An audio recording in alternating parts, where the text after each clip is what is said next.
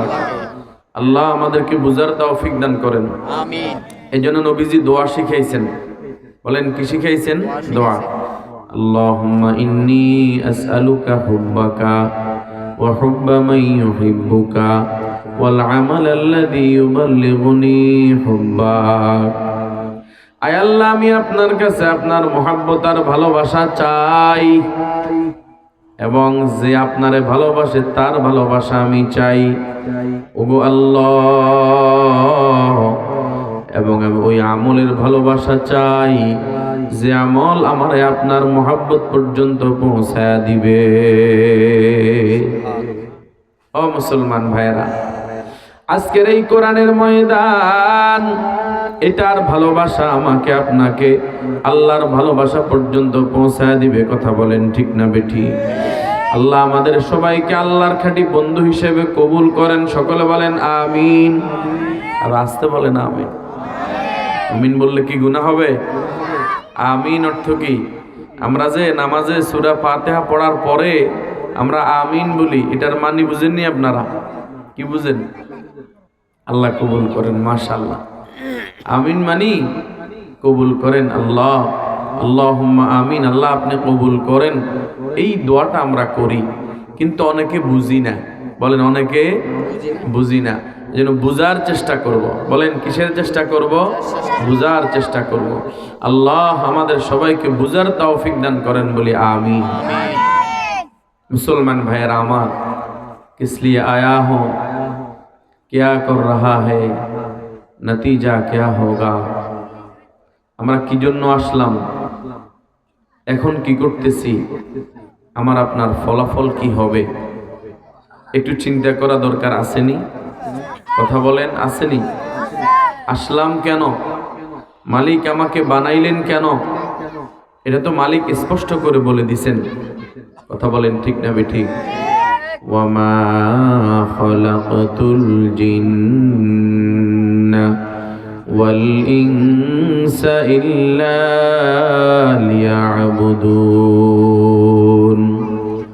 এ বান্দা বান্দি আমার, আমি আল্লাহ পাক রব্বুল আলামিন মানব জাতি এবং জিন জাতিকে বানাইলাম শুধুমাত্র আমি আল্লাহর ইবাদত করার জন্য, গোলামি করার জন্য। আল্লাহ আমারে আপনারে বানাইছেন আল্লাহর ইবাদতের জন্য, গোলামি করার জন্য। এখন আমরা কি করতেছি? আমরা দুনিয়ার মোহে পড়ে সেই গোলামি ভুলে যাইয়া আমরা মানুষের দলের নেতার গোলামি আরম্ভ করেছি। কথা বলেন ঠিক না বেঠি? আল্লাহ বানাইছে আল্লাহর গোলামি করার জন্য। আমরা কেউ করি নেতার গোলামি, কেউ নেত্রীর গোলামি, কেউ দলের গোলামি, কেউ আবার মনিবের গোলামি না, মুসলমান না। আমি করব আল্লাহর গোলামি। দুনিয়ার মানুষগুলো সব আমার কাছে নতজান হয়ে বসতে বাধ্য হয়ে যাবে। কথা বলেন ঠিক না বেঠি? মুসলমান ভাইরা আমার, আল্লাহ বানাইলেন গোলামি করার জন্য। আমি কি করতেছি? আমার কর্ম অনুযায়ী ফলাফল নির্ধারণ হবে, ঠিক নেই? কাজ অনুযায়ী কি ফলাফল হবে। আমি যদি ভালো কর্ম করি, আমি যদি ভালো কাজ করি, আমি যদি নেকের কাজ করি, আমার ফলাফল হবে ভালো। আর আমি যদি গুনায় লিপ্ত হয়ে যাই, আল্লাহর নাফরমানিতে লিপ্ত হয়ে যাই, মনে রাখবেন আমার ফলাফল হবে বড়ই খারাপ। ও মুসলমান ভাইরা আমার, এখন যদি ফলাফল খারাপ হয়, আমার আপনার জন্য জাহান্নামের আগুন ছাড়া কোনো উপায় নাই। আমার তেলাওয়াত কিন্তু প্রথম আয়াতে আল্লাহ রাব্বুল আলামিন ডাক দিয়া বলেন, ইয়া আইয়ুহাল্লাযীনা আমানু কু আনফুসাকুম ওয়া আহলিকুম নারা। এরা ঈমানদারের দল, তোমরা নিজেদেরকে জাহান্নামের আগুন থেকে বাঁচাও এবং তোমার পরিবার পরিজনকে জাহান্নামের আগুন থেকে বাঁচাও। ও মুসলমান ভাইরা আমার, আল্লাহ ইমানদারদেরকে ডাক দিয়েছেন। আমরা যারা এখানে আছি আমরা ইমানদার না বেঈমান? কথা কয় না, ইমানদার না বেঈমান? সবার ইমান আছে না? আলহামদুলিল্লাহ বলেন। ইমানদার কারা কারা? ডান হাত তুলে আল্লাহর দেখায় দেন। নারায়ে তাকবীর, নারায়ে তাকবীর। ইমানদারের আওয়াজ আসতে হবে না জোরে হবে? ইমানদার তো অস্ত্রের বলে বিজয় অর্জন করে না, ইমানদার তো ইমানের বলে বিজয় অর্জন করবে। কথা বলেন ঠিক না বেঠিক? ইমান অর্জন করতে হবে সাহাবায়ে কেরামের মতো। কার মতো? সাহাবায়ে কেরামের মতো। কারণ আল্লাহ বলেন আমিনু কামা আমানান নাস। হে ইমানদাররা তোমরা ঈমান আনো যেমন ঈমান এনেছে ওই সমস্ত লোকেরা। তাফসীরে জালালাইনে লেখেন আয় সাহাবাতুল কিরাম, সাহাবায়ে কেরাম যেমন ঈমান এনেছে তোমরা তেমনি ঈমান আনো। সাহাবায়ে কেরাম ঈমান আনার পর এমন ঈমানি জজবা তাদের ভিতরে সৃষ্টি হয়েছে, 313 জন হাজার কাফিরের মোকাবেলায় বিজয় অর্জন করছে। কথা বলেন ঠিক না বেঠিক? অস্ত্র ছিল? কথা বলে অস্ত্র ছিল? কামান ছিল? গোলা বারুদ ছিল? কিসের শক্তিতে বিজয় অর্জন করেছে? ঈমানের। জোরে বলেন কিসের? আচ্ছা আমি জিজ্ঞাসা করি সাহাবায়ে কেরাম যে আল্লাহর উপরে ঈমান এনেছে সে আল্লাহ এখনো আছে কি নাই? এরা উঠি করে কেন? বসো। সাহাবায়ে কেরাম যে আল্লাহর উপরে ঈমান এনেছে ওই আল্লাহ এখনো আসেনি? কথা কয় না? আসেনি? আল্লাহর শক্তি কমে গেছে? আল্লাহ দুর্বল হয়ে গেছে নাকি?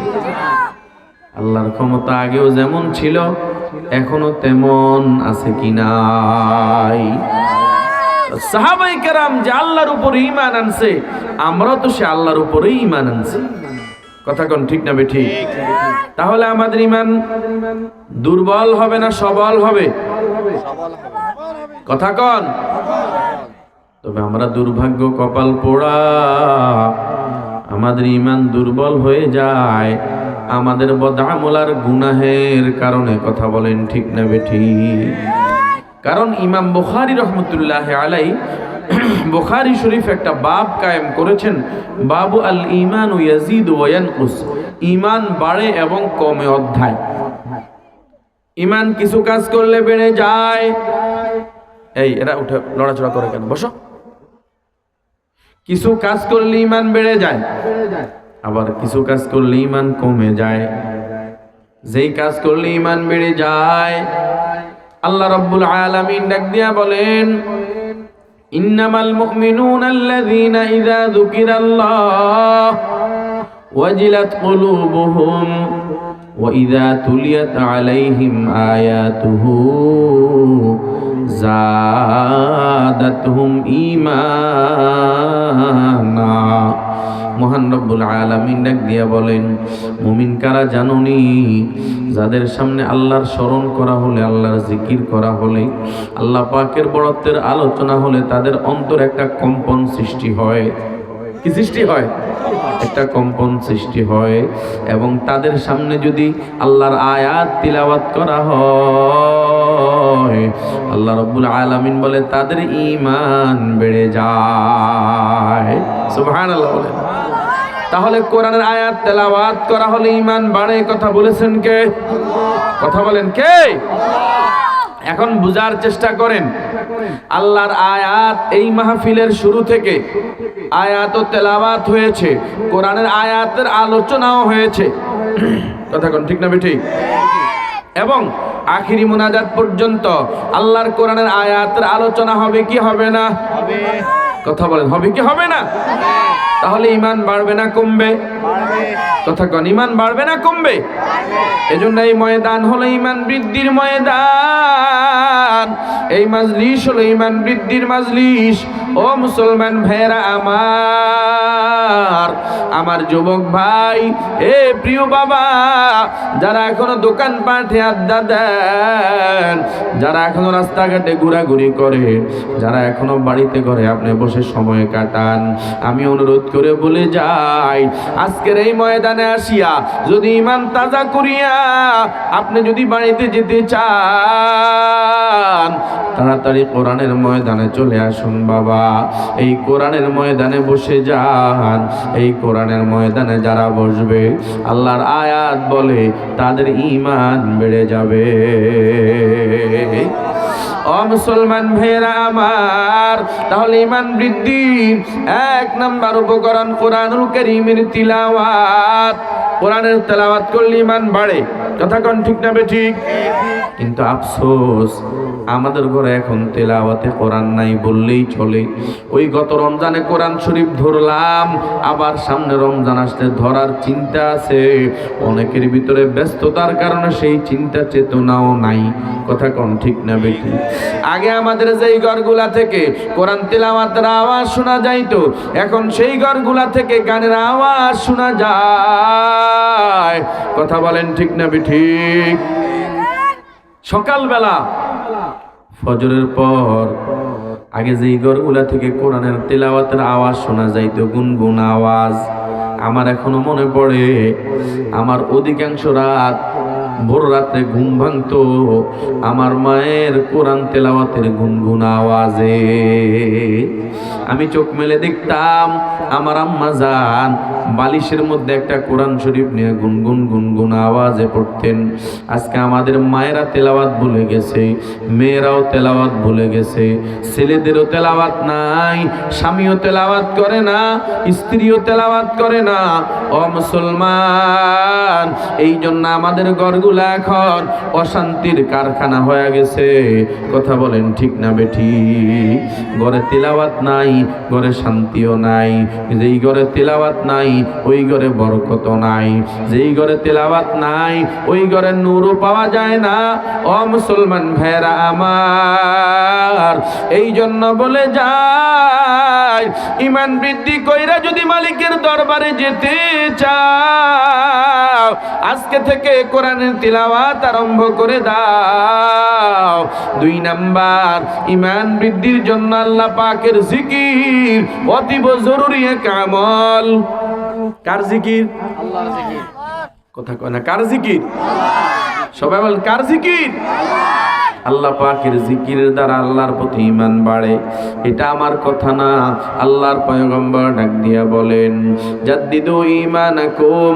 এ সাহাবায়ে কেরাম, তোমরা তোমাদের ঈমানকে নবায়ন করো, তাজা করো।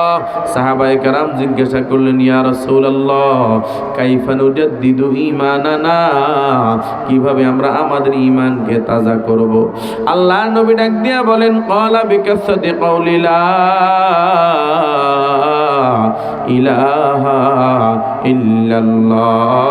বেশি পরিমাণে লা ইলাহা ইল্লাল্লাহ বলে বলে ঈমানকে তাজা করো। লা ইলাহা ইল্লাল্লাহ, জোরে লা ইলাহা ইল্লাল্লাহ, লা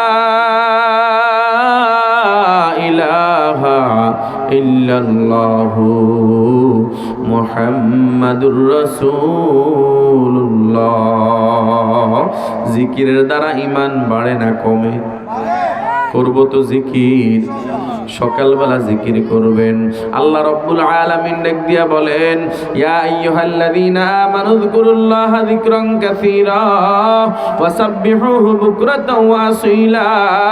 এরে বান্দা বান্দি আমার, যারা আমি আল্লাহর প্রতি ঈমান আনলা, আমি আল্লাহর জিকির বেশি পরিমাণে করো, সকাল সন্ধ্যা বিশেষ করে আমার তাসবিহ পাঠ করো। ও মুসলমান ভাইরা আমার, এজন্য সকালবেলা তাসবিহাতে বসে যান।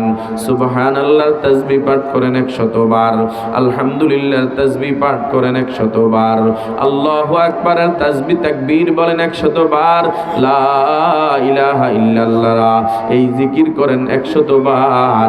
এরপরে আপনি দুরূদ শরীফ পড়েন 100 বার। এরপরে আপনি ইস্তেগফার করেন 100 বার। লাভ হবে না লস হবে? কি ভাই, ডায়াবেটিস এত সকালে চাপ দিছেনি?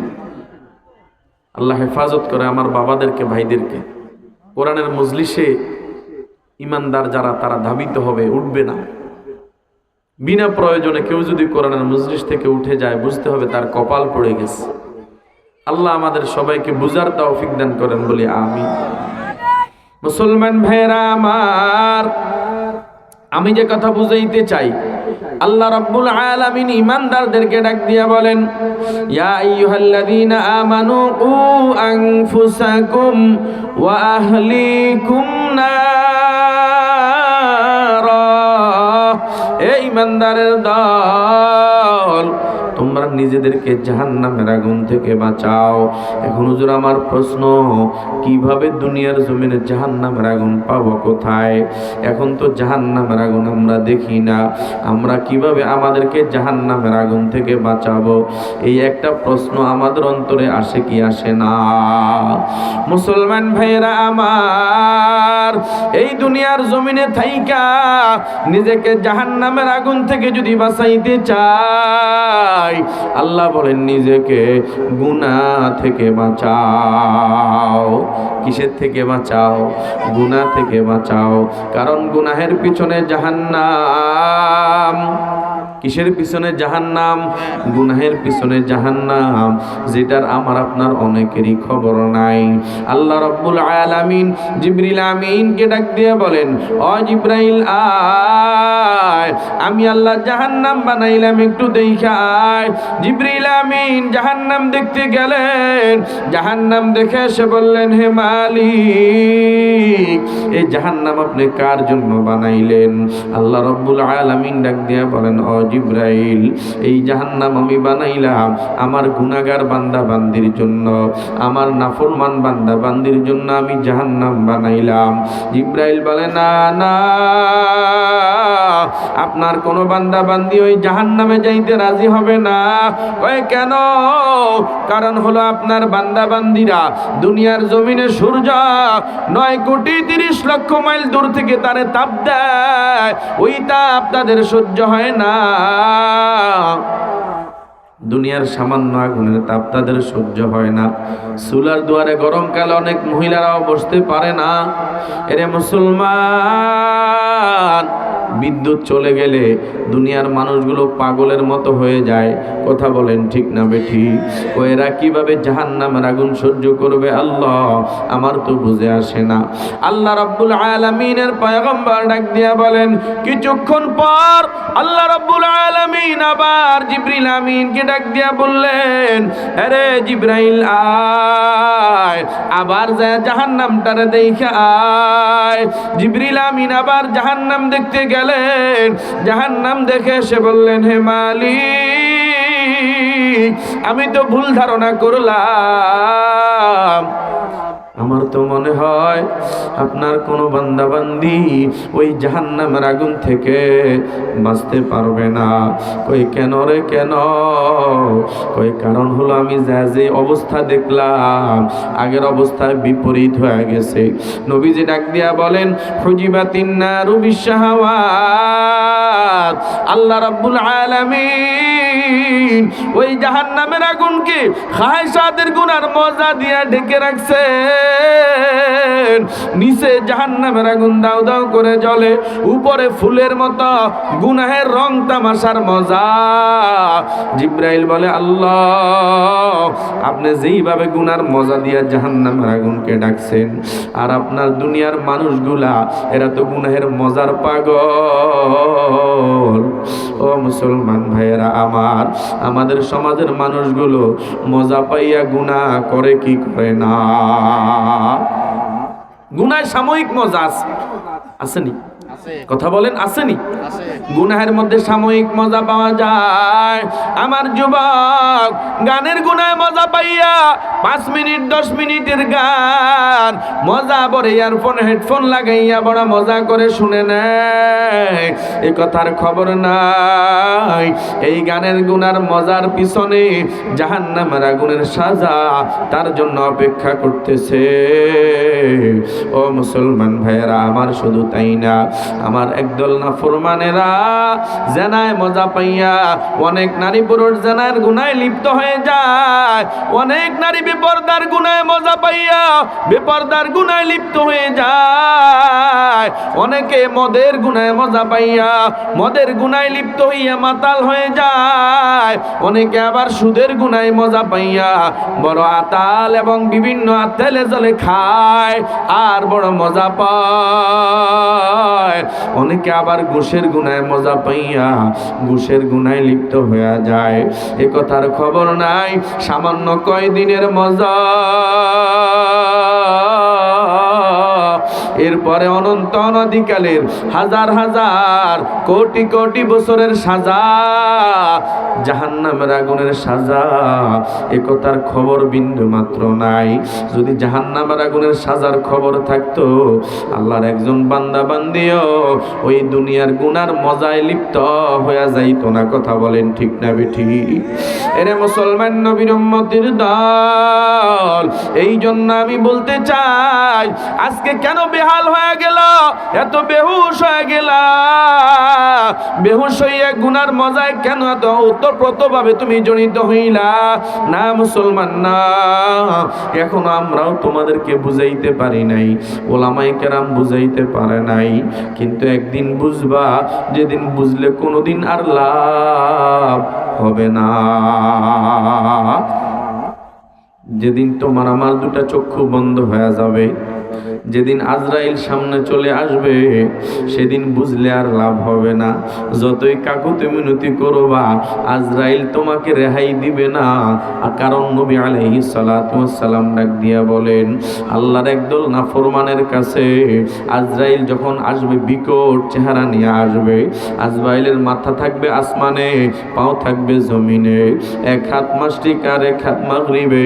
আজরাইল যখন নাফরমানের দিকে চোখ তুলে তাকাবে, নাফরমান ভয় পাইয়া যাবে, কলিজাটা উল্টিয়া যাবে। কারণ আজরাইলের প্রতিটা পশমের গোড়া দিয়া আগুনের ঝিলকি বের হয়। এমন অবস্থা দেখা ওই বেনামাজির দল ভয় পাইয়া জিজ্ঞাসা করবে, এরে ভাই তুমি কে? আজরাইল ডাক দিয়া বলবে, নাফরমান, আমারে তুই বুঝি চেন না? আমি তো মউতের ফেরেশতা আজরাইল। ও মুসলমান ভাইয়েরা আমার, আল্লাহর নবী ডাক দিয়া বলে, নাফরমান বলবে, ভাই আজরাইল এখন কেন আসলা? আমি এখনো মউতের সামানা গোছাই নাই, আমি এখনো মউতের প্রস্তুতি গ্রহণ করি নাই, আমি এখনো নামাজ ধরি নাই, আমি এখনো রোজার আমল ধরি নাই, আমি এখনো পর্দার আমল ধরি নাই, আমি এখনো সুদের গুনাহ ছাড়ি নাই, ঘুষের গুনাহ ছাড়ি নাই, জানাহের গুনাহ আমি এখনো ছাড়ি না। আমার একটিবারের জন্য সুযোগ দাও, আমি একেবারে আল্লাহওয়ালা হয়ে যাব। আমি একেবারে প্রস্তুতি নিয়া সারাদিন আমি রোজা রাখবো, সারা রাত আমি নফল নামাজে কাটায় দেব। আল্লাহ নবী ডাক দিয়া বলেন, আজরাইল ডাক দিয়া বলবে, না ফরমান, আমার আল্লাহ তোরে কত সুযোগ দিয়েছিল তুই বুঝো না। আমি আজরাইল যেই দরবারে একবার যাই, দ্বিতীয়বার যাওয়ার আর কোনো সুযোগ আমার নাই। ও মুসলমান ভাইয়েরা আমার, আজরাইল ডাক দিয়া বলবে, রে না ফরমান, আমার আল্লাহ তোর সামনে থেকে তোর দাদাকে নিয়ে তোরে বুঝাইছিল, তুই কিন্তু বুঝো নাই।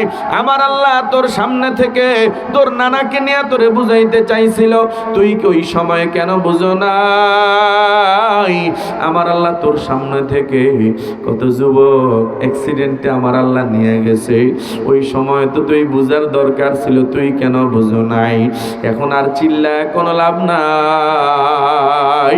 নবীজি ডাক দিয়া বলেন, নাফরমানের রূহটা বের হইতে চাইবে না।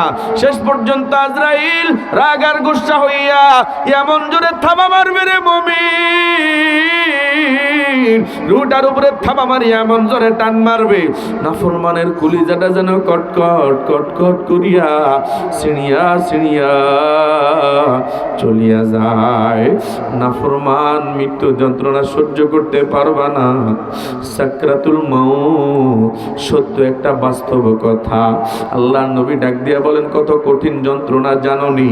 তোমার আমার সামনে একটা জীবন্ত ছাগলকে তার চামড়া ছিললে যত কষ্ট হয়, আরে নাফরমানের মৃত্যু যন্ত্রণা এর চাইতে আরো বেশি মারাত্মক। ও মুসলমান ভাইরা আমার, যখন আজরাইল রূহটা নিয়ে চলে যায় তখন তুমি বুঝবা কে তোমার আপন, কে তোমার পর। ওই যে দামি খাট কিনলা, বক্স খাট তুমি লক্ষ লক্ষ টাকা দিয়া ক্রয় করলা, দামি জাজিম বানাইলা, দামি তোশক তুমি বানাইলা, আস্তে আস্তে তোমার দামি খাট থেকে নামাইয়া ওই দামি জাজিম থেকে তোমার নামায়া ফেলাইবে, ওই মাটির বিছানায় তোমার শোয়াইয়া একটা পুরাতন কাপড় দিয়া ঢাকিয়া রাখবে রে বাবা। এত দামি তুমি কম্বল বিদেশ থেকে কামাই করে আনলা, ওই কম্বল তোমার গায়ে দিবে না। বলে শীতের রজনী, না না, বলে শীত গরমেদের কাছে কিছুই নাই, শীতের রজনীতেও তোমার উপরে কম্বল আর লেপ দিবে না। এই মুসলমান, তোমার বিদায় দেওয়ার জন্য সবাই ব্যতিব্যস্ত হয়ে যাবে। বলে তাড়াতাড়ি আবুল কালাম চাচারে খবর দাও, যারা কবর করে তাদেরকে খবর দাও। ওই দলকে খবর দিয়া তোমার কবরস্থানে পাঠা দিবে, তোমার কবরের মাটি খোদাই করার জন্য। আরেক দলকে পাঠা দিবে বাজারে কাপড়ের কাপড় কেনার জন্য, আরেক দল চলে যাবে বাঁশ কাটার জন্য, আরেক দল চলে যাবে বরফ কাটার জন্য, আরেক দল বড়ই পাতার গরম পানি দিয়া শেষ বিদায়ের গোসল দেওয়ার জন্য তৈয়ার হয়ে যাবে। এরে মুসলমান ভাইয়েরা আমার, অনেক আল্লাহর বান্দা এখানেও আছে যাদের কাপড়ের কাপড় দোকানে সাজিয়া রয়েছে, অনেক আল্লাহর বান্দা এখানে আছে যাদের কবরের বাঁশগুলো জাড়ের মধ্যে হেলতেছে দুলতেছে, অনেক আল্লাহর বান্দা এখানেও আছে যাদের কবরের কলা পাতাগুলো গাছের মধ্যে হেলতেছে দুলতেছে, অনেক আল্লাহর বান্দা এখানে আছে যাদের বড়ই পাতার যেই গরম পানি ওই বড়ই পাতা গাছের মধ্যে হেলতেছে। এ মুসলমান ভাইরা আমার, এবার ধরাধরি করে তিনজনে ধরাধরি করে ঘর থেকে বাহির করিয়া ফালাইবে।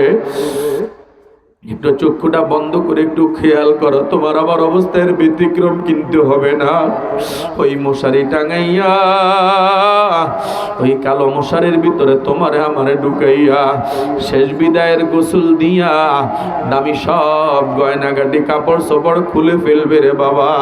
এরে প্রাণের আম্মা জানেরা, তোমার নাকের ফুল খুলিয়া ফালাইবে, কানের দুল খুলিয়া ফালাইবে, ওই দামি হার খুলিয়া ফালাইবে, ওই দামি আংটি খুলিয়া, ওই দামি জামা সব খুলিয়া তোমারে আমারে 3 টুকরা 5 টুকরা সাদা কাপড় পরাইয়া ওই 4 বেহারার পালকিতে চড়াইয়া মহিলারা শেষবারের মতো দেখিয়া সবাই বিদায় নিয়ে চলিয়া যায়। যেই ঘরের জন্য মাথার গাম পায়ে পালাইলা, ওই ঘরে দ্বিতীয়বার তোমারে আমারে কেউ উঠাইতে বলবে না। আবার বাহির থেকে ডাক দিয়া কয়ে তাড়াতাড়ি বিদায় দাও, তাড়াতাড়ি বিদায় দাও, সময় শেষ হয়ে গেছে। জানাজার সময় 1 মিনিট বেশি হইলে আর কেউ সহ্য করে না, আত্মীয় স্বজন কেউ সহ্য করে না, কয় সময় হয়ে গেছে, এত লেট কেন? 10টা মিনিট সহ্য করতে দেয় না রে বাবা। এ মুসলমান ভাইরা আমার, ওই 4 তাকবীরের জানাজা দিয়া আপন 4 জন মানুষ খাটিয়াটা কান্দে নিয়া এমন এক বাড়ির দিকে নিয়ে রওয়ানা, যেই বাড়িতে দিনের বেলায় যাইতেও ভয় পাও। ও মুসলমান ভাইরা আমার, ওই কবর বাড়িতে নিয়ে আপন 3 জন মানুষ কবরে লাফ দিয়া নামিয়া যাবে। তোমার আমার কবরে নামিয়া তোমার আমারে ধরাধরি করে অন্ধকার মাটির বিছানায় শোয়াইয়া দিবে। যেই মাটির বিছানায় জীবনে কোনোদিন বসো নাই, ঘুমাও নাই, ওই মাটিতে পিঁপড়াও চলতেছে, হাঁটতেছে, পোকামাকড় চলতেছে, সেখানে তোমার আমার শোয়াইয়া দিবে। কত আল্লাহর বান্দারে বন্যার সময় পানিতে ভাসায়া দিছে, আমরা নিজ হাতে কত আল্লাহর বান্দারে কাদা মাটির মধ্যে শোয়াইয়া দিলাম। এ মুসলমান ভাইরা আমার, তোমার বাঁধগুলা খুলিয়া এবার বাঁশের চাউনি দেওয়া আরম্ভ হয়ে যাবে। বাঁশে বিছাইয়া উপরে কলা পাতা দিয়া সব ঢাকিয়া পালাইবে। এবার চতুর্দিক থেকে মাটি আর মাটি। আরে সন্তান তোমারে ছুটিয়া ছুটিয়া মাটি দেয়। আপন ভাই তোমার উপরে কবরে মাটি দিচ্ছে রে বাবা। এইভাবে প্রতিটা মানুষ কবরে মাটি দিয়া তোমারে দাফন করিয়া সবাই যাইয়া তাদের ঘরে বাতি জ্বালাইবে। এই মুসলমান ভাইয়েরা আমার, তোমার আবার অন্ধকার কবরে কে বাতি জ্বালাবে? নাই, ছেলেও নাই, মেয়েও নাই, সন্তান নাই, স্ত্রী নাই, ভাই নাই, বোন নাই, বন্ধু বান্ধব কেউ নাই, মাও নাই, বাবাও নাই। অন্ধকার কবরে তুমি আমি একা। দুনিয়ার ঘরে একা থাকতে তোমার আমার ভালো লাগে না, অথচ পাশের ঘরে মানুষ আছে, নিজের ঘরে একা ভালো লাগে না। ওই এমন এক তোমার সফর, কবর এমন এক ঘর, ডানে তাকাও মাটি, বামে মাটি, সামনে মাটি, পেছনে মাটি, উপরে বাঁশের চাউনি ছাড়া কিছুই নাই। ওই অন্ধকার কবর একা কিভাবে থাকবা? কবর তো তোমার আমারে ডাক দিয়ে বলে, আনা বাইতুল জুলম, আমি অন্ধকার ঘর, আনা বাইতুল ওয়াহদা, আমি একাকিত্বের ঘর, আনা বাইতুল তোরাব, আমি মাটির ঘর, আনা বাইতুল দুধ, আনা বাইতুল ওয়াহশা, আমি পোকামাকড়ের ঘর, আমি সব বিচ্ছুর ঘর। খবরদার আমার নিকটে আসবা, একটু হিসাব নিকাশ কইরা আসিও। নবীজি ডাক দিয়া বলেন, নসিব যদি ভালো হয়, ঈমান আমল নিয়ে যদি কবরে যাইতে পারো, কবর তোমার জন্য জান্নাতের বাগান হয়ে যাবে। আল কবরু রাউদাতুম মিন রিয়াজিল জান্নাহ আও হুফরাতুম মিন হুফারিন নার। আল্লাহর নবী ডাক দিয়া বলেন, যদি কপাল পোড়া হইয়া যদি কবরে যাও, বেনামাজি হইয়া, এ জেনাকার নারী পুরুষ হইয়া যদি কবরে যাও, এক কথা আল্লাহর নাফরমান হইয়া যদি কবরে যাও, আল্লাহর নবী বলেন কবর সংকীর্ণ হয়ে যাবে। নবীজি ডাক দিয়ে বলেন, কবরের মাটি তোমারে সহ্য করতে পারবে না। কবরের দুই পার্শ্বের মাটি এমন জোরে চাপা মারবে রে মুমিন, নাফরমানের ডান পাজর হাড় বাম পাজরে ঢুকিয়া যাবে, আর হাড়গুলো সব কটকট কটকট করে ভেঙে চুরমার হয়ে যাবে রে বাবা। এই প্রাণের আম্মা জানেরা, ওই কবর থাকবে না। নবীজি বলেন জাহান্নামের আগুনের ঘর তো হয়ে যাবে। আল্লাহ রাব্বুল আলামিন অর্ডার দিয়ে বলবেন, আফরিশুহু মিন ফিরাশিন নার ওয়ালবিসুহু মিন লিবাসিন নার ওয়াফতাহু লাহু বাবান ইলান নার। এরে ফেরেশতারা তাড়াতাড়ি নাফরমানের কবরে জাহান্নামের আগুনের বিছানা বিছাইয়া দাও, নাফরমানের কবরে জাহান্নামের আগুনের পোশাকটা পরাইয়া দাও, নাফরমানের কবরের সাথে জাহান্নামের একটা সংযোগ করিয়া দাও। নাফরমান বুঝুক আমি আল্লাহর ক্ষমতা কেমন, আমার আযাব কেমন। এ মুসলমান ভাইরা আমার, জাহান্নামের আগুনের বিছানা সহ্য করার শক্তি আমাদের আসেনি, জাহান্নামের আগুনের পোশাক পরিধানের সহ্য করার শক্তি আমাদের আসেনি রে বাবা। এই জন্য আল্লাহর দরবারে তাওবা করো, তাওবা করো। দুনিয়ার আগুনের চাইতে জাহান্নামের আগুন 69 গুণ বেশি উত্তপ্ত। আল্লাহর নবী ডাক দিয়া বলেন, ওই জাহান্নামের আগুন কত মারাত্মক জানোনি? অফি জাহান্নামা মিহাদু ওয়া মিন ফাওকিহিম গাওয়াশ। আল্লাহ রাব্বুল আলামিন ডাক দিয়ে বলেন, জাহান্নামে থাকবে আগুনের তোষক, আগুনের তোষক নিচে, উপরে হবে আগুনের ল্যাব, মাঝখানে তোমারে আমারে রাখা হবে। আল্লাহ আমাদের সবাইকে হেফাজত করেন, জোরে বলেন আমিন। ও মুসলমান ভাইয়েরা আমার, ওই জাহান্নামের আগুন কত মারাত্মক জানোনি? নবীজি বলেন, নাফরমানরা যখন জাহান্নামে নিক্ষেপ করা হবে, নাফরমান চিৎকার দিয়া বলবে, আমারে বাঁচাও, আমারে বাঁচাও, আমারে বাঁচাও। আমার কলিজা জ্বলে যায়, কলিজা জ্বলে যায়। আল্লাহর পয়গম্বর ডাক দিয়ে বলেন, তোমার চিৎকার কেউ শুনবে না, 1000 বছর নাফরমান চিল্লাইবে, 1000 বছর চিৎকার দেওয়ার পর নাফরমানের কবরের যে দায়িত্বে ফেরেশতা, জাহান্নামের দায়িত্বরত ফেরেশতা মালিক 1000 বছর পরে ধমক দিয়া বলবে, নাফরমান চিল্লাও কেন? এ বেনামাজি এখন চিল্লাও কেন? এ বেরোজদারি এখন চিল্লাও কেন? এরে চোর এখন চিল্লাও কেন? এ ডাকাত এখন চিল্লাও কেন? এ জেনাকার এখন চিল্লাও কেন? আমার আল্লাহ তোরে কি বলে নাই? নবী কি তোরে কি শোনায় নাই? নবীর বড় ওলামায়ে কেরাম কি তোরে বুঝায় নাই? ওই সময় তুই কেন মানলি না? এখন আর চিল্লায় কোনো লাভ নাই, কোনো লাভ নাই। এ মুসলমান ভাইরা আমার, এমন কথা বলার পর নাফরমান বলবে, আমার কলিজা জ্বলে যায়, কলিজা কয়লা হয়ে গেছে, আগুনে জ্বলতে জ্বলতে দেখো আবার আর কিছুই নাই, শরীরের গোস্তগুলো সব খসে খসে পড়ে গেছে, আমার একটু পানি দাও, একটু পানি দাও। নবীজি বলেন, নাফরমানের জন্য পানি আনার জন্য ফেরেশতা চলে যাবে, আরো 1000 বছর অতিবাহিত হয়ে যাবে। 2000 বছর অতিবাহিত হওয়ার পর নাফরমানের জন্য ফেরেশতা একটা পেয়ালা হাতে নিয়ে আসবে। ওই পেয়ালা দেখে নাফরমান বড় খুশি হয়ে যাবে, মনে হয় পানি খেতে পারবো। আল্লাহর নবী ডাক দিয়া বলেন, না না, এই পেয়ালা তো পানির পেয়ালা না, এই পেয়ালা হলো জাহান্নামীদের আগুনে পচা গলা পুজ এবং রক্তের পেয়ালা। জাহান্নামীদের শরীর থেকে গলে গলে গলে গলে যে পুজ বের হয়েছে, ওই পুজ আর পানি আর রক্ত নাফরমানের জন্য আনা হবে।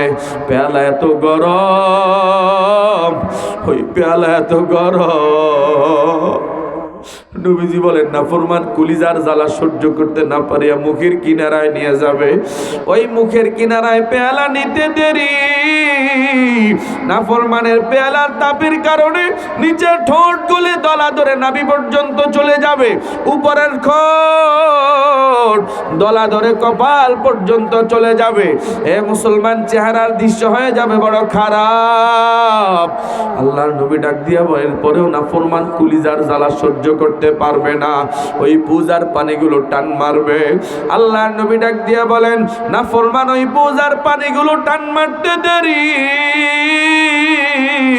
নাফরমানের পেটের নাড়ি বুড়ি সব ওই গরমের তাপে গুলায়া গুলায়া নাফরমানের পিছনের রাস্তা দিয়া ঝোপ ঝোপ করে পড়ে যাবে।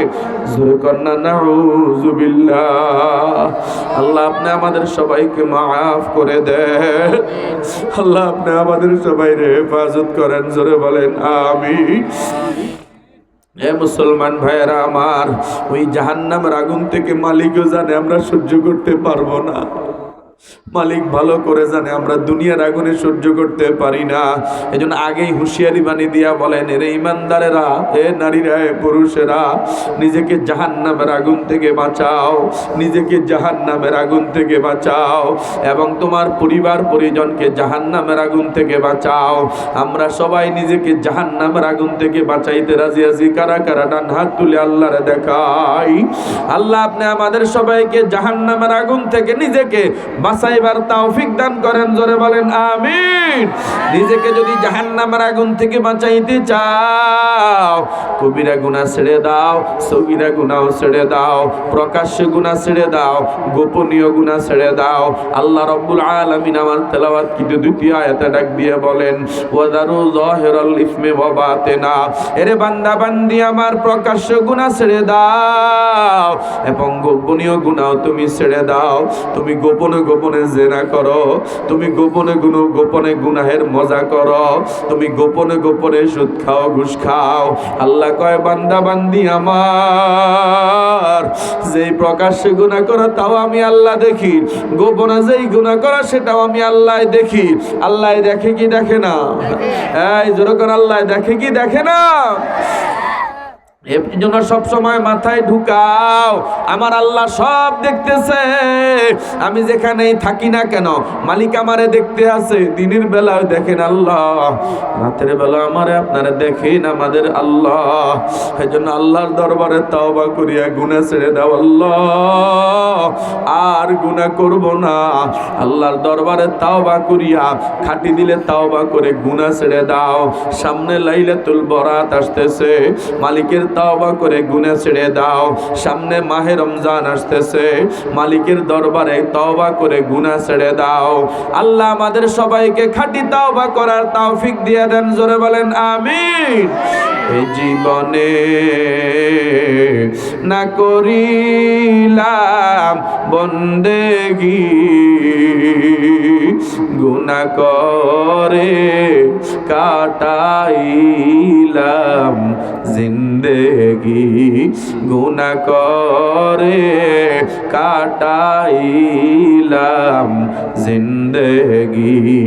তাওবা করে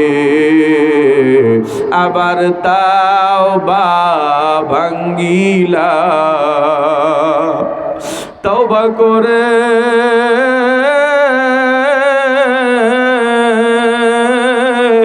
আবার তাওবা ভাঙ্গিলাম, অবশেষে খাঁটি তাওবা করিলাম।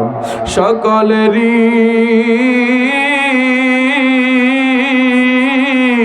দরজা হইতে মাওলা ফিরিয়া, আপনারই রোজায় রইলাম আল্লাহ পড়িয়া। আপনি যদি মাফ না করেন আল্লাহ বান্দারে, বলেন আপনার বান্দারা যাবে কার দ্বারে।